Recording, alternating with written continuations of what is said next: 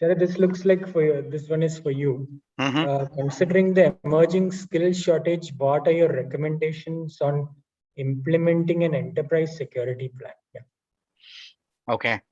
So, see, there are a few things that we have to factor in, right?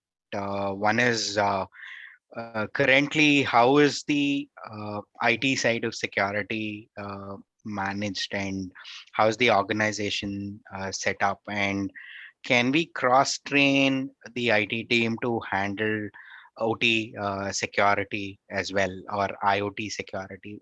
It's a learning curve.